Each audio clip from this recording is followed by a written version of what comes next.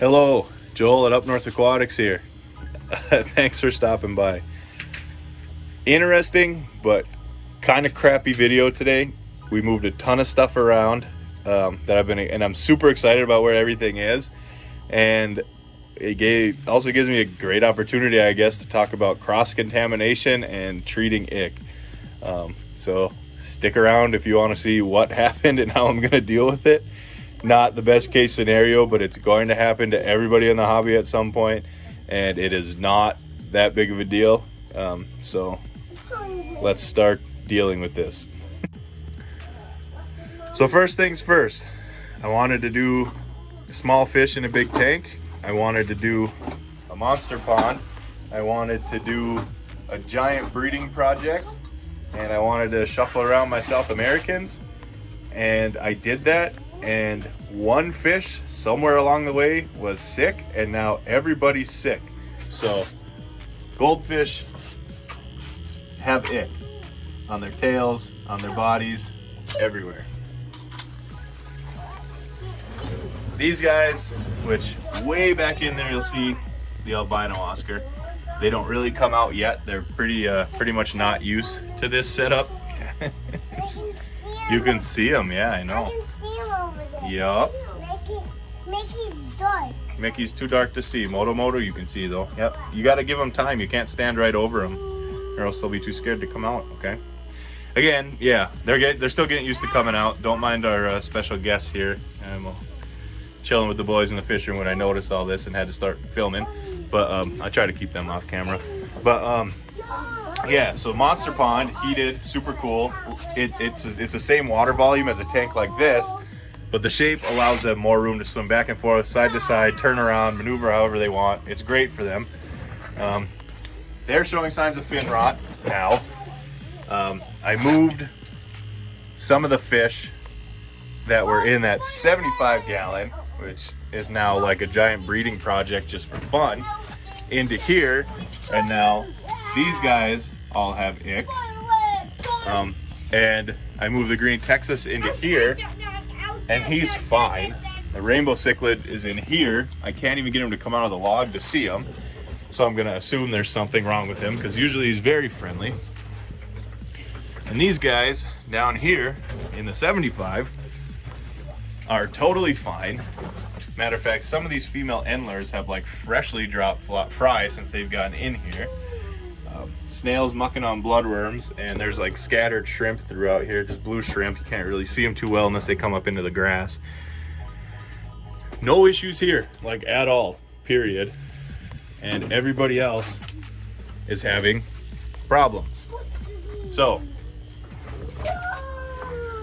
what do we do?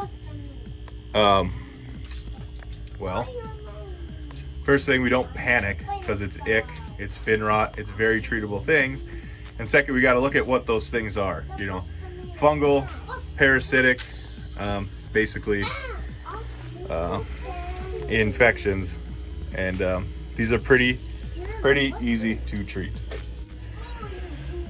So ick is a parasite that attaches to the outside of the fish. It has a life cycle. When you can see it, you can't kill it on the fish, but it drops off. Basically through its reproduction, it drops off, lands in the substrate, and then it reattaches itself to the fish. That's when you can kill it. So you have to treat the whole volume of water and let the fish sit in there for weeks, like a week, 2 weeks. Aquarium salt will kill it, heat will speed up the life cycle, and obviously, like any anti-ick, medicine will kill it. So that's what we did. So these guys are basking in a mixture of ick medicine and aquarium salt, and they're just kind of sitting there, and they're not going to be moving fast. They're not going to be acting like themselves. They're going to be lazing around and floating around, and that's okay while you're treating, because for one, the water's way different with meds in it. They're not used to it. For two, they're sick. It's like if you have a sore throat, or you have a cold, or you have the flu, you're generally not bouncing off the walls. You're gonna lay around, you're gonna relax, you're gonna give your body the time to recover. I don't think it's any different for animals, because they'll act like super sick, super lethargic. Once that ick falls off them and we can kill it before it reattaches itself, they'll be acting like themselves again. We'll do a good water change to get all that stuff out of the water, and then, you know, obviously closely monitor for a few weeks, but they'll be just fine. Now for the fin rot that we can't see, I basically just really fresh water, so lots of high volume water changes, and some aquarium salt just to kill any bacteria or anything like that that could be in there. Basically, fin rot will heal on its own if you keep the water clean. If you keep the water dirty, you know, you can grow more funguses, you can grow more bacteria, stuff like that. So, excuse me, these guys are gonna get huge water changes. Huge water changes with a little bit of aquarium salt added every time I replace the water. And these guys are gonna get both, same thing as the other one. Big water changes, and then they're going to get a mixture of ick medicine and aquarium salt, and they're just going to sit in it for a week. Whoa, hello.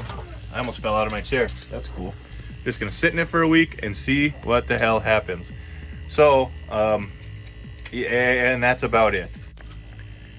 So this brings me to the topic of cross-contamination, which is a lesson I learned the hard way in the past, and then obviously stupidly just redid. Everything in here has been quarantined and medicated already and perfectly healthy for weeks, if not months on end. So I didn't even think about it, but the culprit to this whole thing is one sick fish, a net, and an algae scraper. So what I did was I started grabbing nets, scooping fish, moving them from tank to tank. Sorry, I dropped my net on the ground here.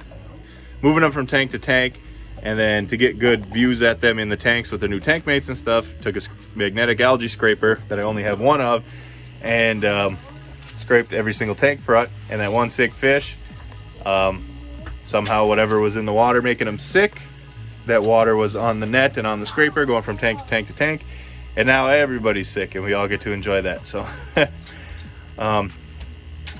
what I'm going to do to remedy this is start using the multiple nets that I have. So I move a fish in one net from one body of water to the other, and if I touch any other body of water, I use a different net. And with the algae scraper, I can order a second one or a third one or 10 of them and put one in each tank, or I can simply, instead of storing it in tanks, I can just take it out, let it dry completely out, and maybe sit out dry for a few days before I put it in another tank, and I think that would remedy it. I'll get it dry enough that no aquatic disease can live on it, and that should sterilize it. They do make medicines you can sit in water, and then you dip your nets in and store your nets and scrapers and stuff in that medicated water. That'll kill anything too. So maybe we'll look into that if this is ever a problem again, but I think just letting everything dry out and sit dry for a while before I reuse it, and not using the same net in multiple different tanks just to move a fish from one tank to the next, and then using a different net when I touch a different tank. I think that'll solve it. So this was supposed to be just a cool update on everything that we moved around and super quick, but kind of led to be a little more than that. Unexpected for sure, but this stuff happens, and we're going to be honest about it on this channel, and we're going to discuss it appropriately, and I'm not going to hide anything from you. And if these fish don't make it, I'm going to be ashamed of myself and disappointed and feel really bad, but I will be very upfront about it, and this is all my fault at the end of the day. So that's how I plan on fixing it. I will see you guys in a couple weeks to show you what the fish look like then. I think they'll be fine. I've been through this a few times now. I think I've got it dialed in, but definitely check back for that update and see what kind of success we had, and I'll update you on if I had to do anything differently. So thanks for sticking along for this really crappy update, and I will see you soon. Thanks for stopping by.